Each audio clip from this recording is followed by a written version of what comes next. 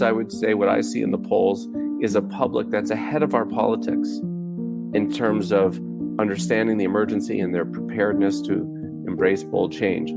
But the polls also reveal a troubling lack of literacy, if you will, on climate. In particular, only about half of the public correctly understand the main source of global warming to be the combusting of fossil fuels. Now, in the context of that lack of literacy, if you're a politician, you can make a lot of mischief because, and if you poll people, you'll say, well, are you worried about climate? Yes, I am. Do you think the government should be doing more? Yes, I do. Well, what do you think they should be doing? And they go right to plastics and recycling because that's what we've been, had hit us over the head for the last 2 decades, instead of the actual source of global warming.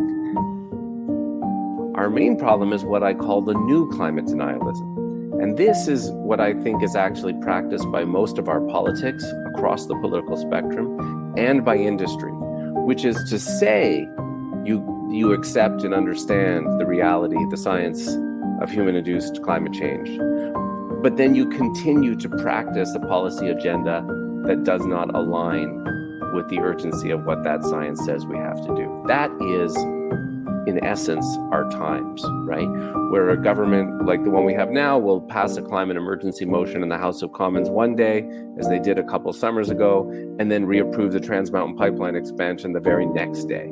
And it's not just the Liberals, it's the NDP in my home province of British Columbia, which will at one and the same time say we have the most ambitious climate plan in the country, which they arguably do, and yet still double down on fracking and pursuing liquefied natural gas. There are about 300,000 Canadians whose employment is tied to the fossil fuel industry. That's a lot of people. And this is my fear.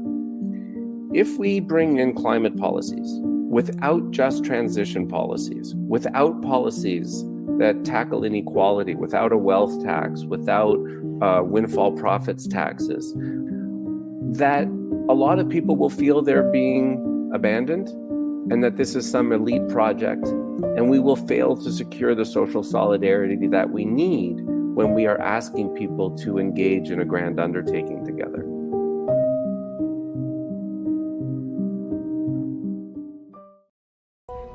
That's episode 8. Make sure to tell a friend about the podcast and send them over to the podcast page at northernlatitudes.ca. I'm Bill Alt. Find your way to Northern Latitudes.